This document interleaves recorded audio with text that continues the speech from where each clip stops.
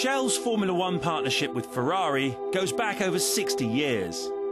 A relationship based on mutual respect and a shared passion for technological advance. Let us know if you see something or something. No problems, I'll come and find you. Thank you. This season, that partnership will be seeking to capitalise on two of the biggest opportunities to come along for many years: the refuelling restriction and the new fuel specifications laid down by the FIA. Both of these changes are really positive for Shell.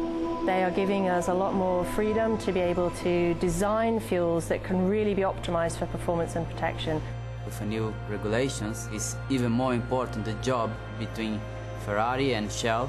We use the V-Power, which is a great fuel anyway, but we're working very, very hard to improve and to find even more power in terms of engine and reliability, which is always important, you know, to start and finish the race. It's a fantastic opportunity.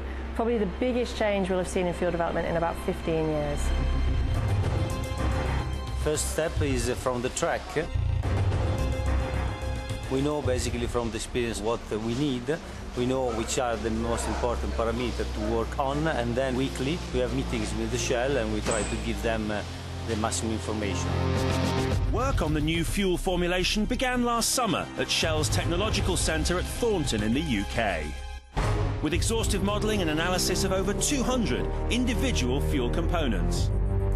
Without the opportunity to refuel, preventing the fuel already on board from overheating will be a key factor in the team's success. The cars these days are much tighter packaged than they were in the early 90s, so you've got the engine much closer to the fuel tank, so the fuel tank temperature is going to get really hot. One of the ways to get around this is actually in the fuel formulation itself. We're designing the fuel to be able to deal with these hotter temperatures and not to vaporise in the fuel tank. You can get vapour lock issues, or the other problem is you can get air bubbles in the fuel. This can cause what's called cavitation. And if you got the most extreme circumstances, the fueling system would be damaged beyond repair. Fuel cooling is not the only issue. Maximising performance is a given, but weight and volume will also be critical.